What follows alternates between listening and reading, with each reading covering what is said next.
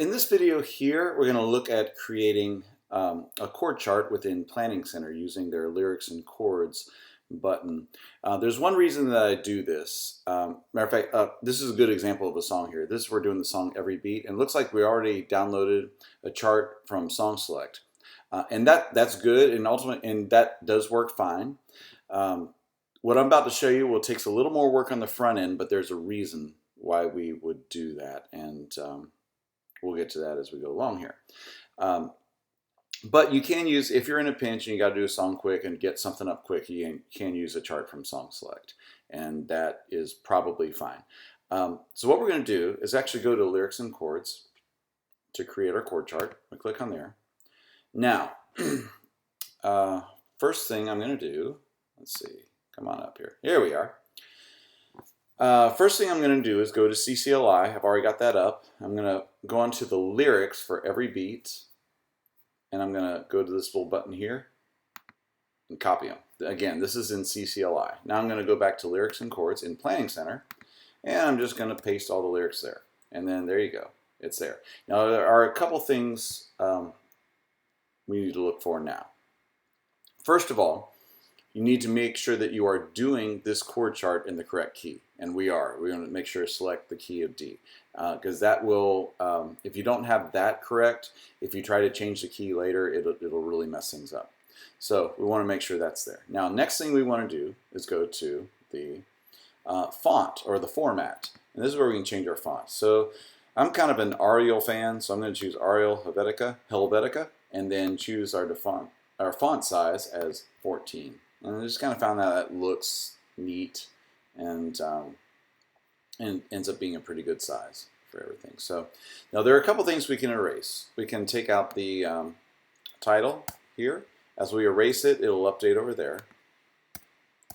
And sometimes, just because, I'll capitalize the words intro and put a colon, so on. Now, so quickly we'll make a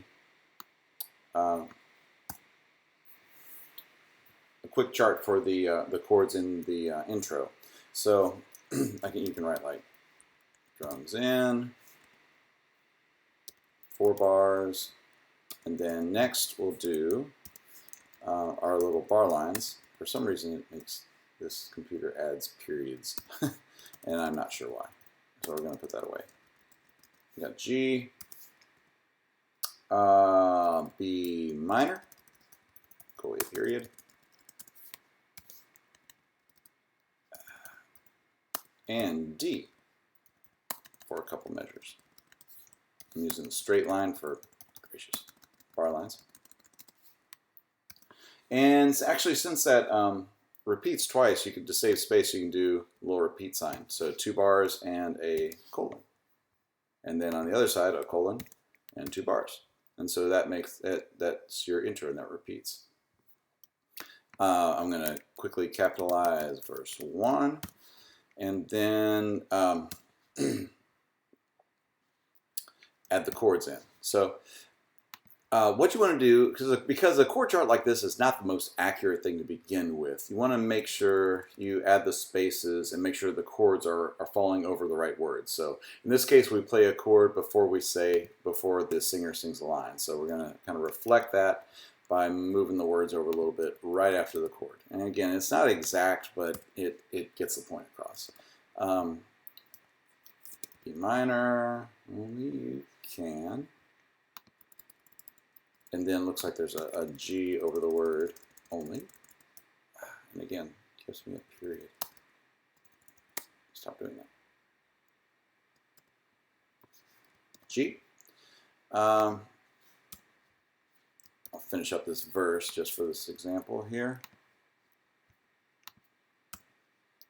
A.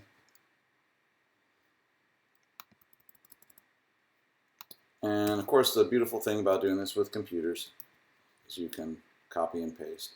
So I'm going to just copy that line and bring it down here and paste. Boom. And then actually, this is like a no chord, isn't it? So we'll type in NC, which means that there's a break. No chord. Right on the word only. Cool. Okay, so we've done that much. Now you would complete your entire song this way. And you get to preview it over here. So make sure that everything is correct. Now, there are a couple things you want to watch out for as you're doing this. If by some chance, when you're doing the lyrics and typing over the lyrics, if you break up the syllables, say for instance you're doing the word Emmanuel. I'll type it down here. Oops. And you wanted to break that apart by syllables, and you're using the dash and stuff like that because maybe there are chords over each word. Now, here's the tricky part with this one. If you wanted to change keys later, it will recognize this EM, as you can kind of see it highlighted here, as like an E minor chord. So there's a way to kind of get around that I found. I just put a little quotation mark, and then there you go, fixed.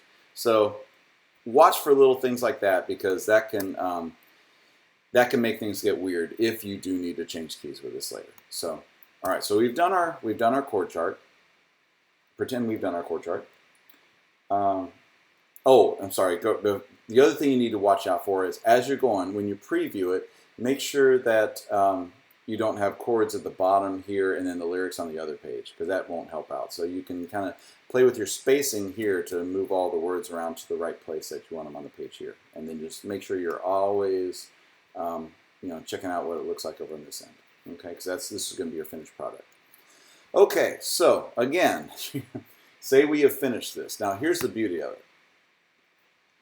We go to our key of D, and it'll show up as chord chart in D. I'm going to go ahead and just remove this for now. Goodbye. All right, so we have our chord chart in D. Now here's the beauty of this. Two things. If by some chance, say we needed to take it down, so say we needed to lower it to the key of C. We found out it was too high for some of our singers. So we save that, and guess what automatically happens? You get a chord chart in C with everything automatically transposed for you. Pretty cool. Here's the other thing that you can do with it. Say you didn't need a new key, but you've got an acoustic guitarist or electric guitarist, and for some reason it's in a key that needs a capo. You can create a capo chart very, very easily. What you do is you click on right here, the key right here, and it'll open up this here. You can add a description if you want to, like original key. That can actually be good, just so you remember. And then right here where it says add a capo, you click on that, and then you can select what key you would want the guitarist to play it in. So sometimes they love to play everything in the key of G. And so you would select that, and it would automatically select what capo they would put it on in order to do that. Say that's what we did. And then you say chord chart capo 7 in G. You take a look at that, and everything is transposed for you the way that they need to play it, with a capo on the 7th fret. Okay. Now, as far as knowing what capo to use, there's no hard and fast rule. It just kind of depends. Sometimes if you want to play it in G or E are good keys to kind of move it to. And the higher your capo is, the higher your guitar is going to sound. So like right now, this guitar is probably going to sound kind of like a mandolin. And maybe that's the effect you want, and that can sound actually very, very cool. So you just kind of have to go case by case with songs.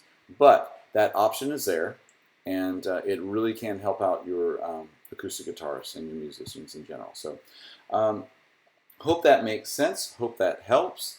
And if you have any questions, let me know. We will talk to you later. See ya.